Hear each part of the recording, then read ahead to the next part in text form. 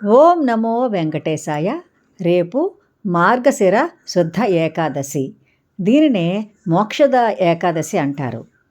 ఆ రోజు శ్రీకృష్ణ పరమాత్మ అర్జునునికి భగవద్గీతోపదేశం చేశాడు. అటువంటి పరమ పవిత్రమైన రోజు రేపు. అందరూ భగవద్గీతను నేర్చుకోవాలనే ప్రయత్నం చేస్తారు. ఈ రోజుల్లో భగవద్గీతలో కొన్ని శ్లోకాలైనా తెలుసుకోగలిగిన వాళ్ళు వచ్చిన వారు ఉన్నారు. కానీ భగవద్గీత అనేది చాలా గొప్పదైనటువంటి గ్రంథం. సనాతన ధర్మాన్ని ఆశ్రయించుకున్న మనకు అంతకన్నా గొప్ప గ్రంథము ఏమీ లేదు. ఎందుకంటే శ్రీకృష్ణ పరమాత్మ నోటి నుండి స్వయంగా వచ్చినటువంటిది. కాబట్టి అందరూ కొన్ని శ్లోకాలైనా నేర్చుకోవలసి ఉంటుంది. అయితే ఈ భగవద్గీతలో ముఖ్యంగా నేర్చుకోవలసినటువంటి యోగాలు ఉన్నాయి. ఈ భగవద్గీతలో ఉన్న ప్రతి శ్లోకము ఒక యోగమే. అందుకే దీనిలో ఉన్న ప్రతి చాప్టర్ని యోగమనే అంటాం. ముఖ్యంగా మనం విషాద యోగం మొట్టమొదట చూస్తాం. విషయం తెలుస్తుంది మనకేమిటి అనేది.